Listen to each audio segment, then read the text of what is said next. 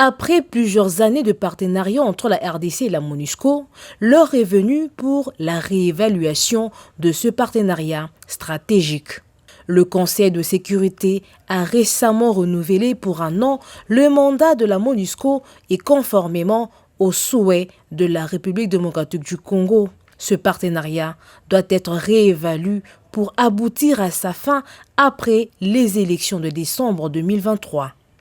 Voilà pourquoi cette réunion RDC-MONUSCO prévue depuis quelques mois s'est tenue aujourd'hui sous l'autorité du président de la République, Félix-Antoine Tshisekedi Tshilombo. Les échanges ont porté sur les conditions d'une collaboration tripartite FARDC, MONUSCO et forces régionales de la communauté d'Afrique de l'Est afin de concrétiser les résolutions du mini-sommet de Luanda du 23 novembre 2022 stipulant le cessez-le-feu, le retrait, le désarmement et le cantonnement des éléments du groupe terroriste M23 supplétif du Rwanda dans la guerre d'agression injuste subie par notre pays à l'est de son territoire. Réunis autour du commandant suprême des FARDC et PNC, Félix Tshisekedi, les membres du gouvernement concerné, les collaborateurs du président de la République et l'état-major général des FARDC avec les partenaires du pays, à savoir la MONUSCO et la force régionale, ont donc réfléchi sur la planification des actions des opérations entre les 3 forces qui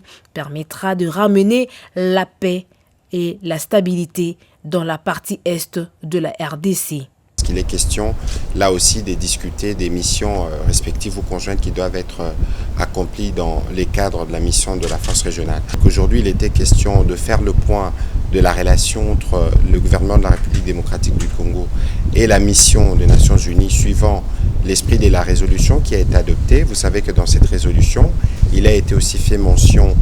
du plan de sortie, du plan de retrait de la MONUSCO qui a été tant réclamé par nos populations. Il a été convenu que de manière générale, qu'il soit établi un cadre d'entente qui permettra des rencontres régulières entre la mission des Nations Unies en République démocratique du Congo et les gouvernements pour travailler principalement sur les 4 jalons qui ont été définis. En effet,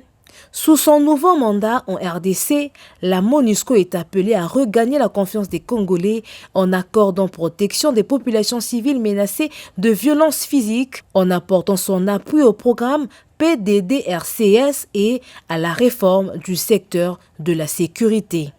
Il est clairement indiqué le cheminement qui devra être fait avec la partie gouvernementale pour que, d'une façon accélérée, en mettant en œuvre le plan de transition qui doit être réévalué, comme l'a dit aussi le porte-parole du gouvernement, les jalons 1 à 4 et 15 procédant de processus électoral puissent être discutés dans un cadre d'entente qui a été agréé avec son excellence le chef de l'État et devant le Premier ministre et les membres du gouvernement pour que nous puissions d'une façon très claire, le plus rapidement possible, voir des résultats concrets et palpables pour tout le monde sur terrain dans les 2 Kivu et dans l'Ituri. Pour rappel, la résolution du Conseil de sécurité des Nations Unies de décembre 2022 s'était félicitée des processus régionaux, notamment le processus de Nairobi et de Luanda, pour restaurer et imposer la paix dans la partie est du pays. Ainsi donc, la MONUSCO devrait soutenir les FARDC et la force régionale de la communauté d'Afrique de l'Est dans leur objectif de contraindre le M23 à cesser les hostilités, à se désarmer et se cantonner dans les zones désignées à cet effet.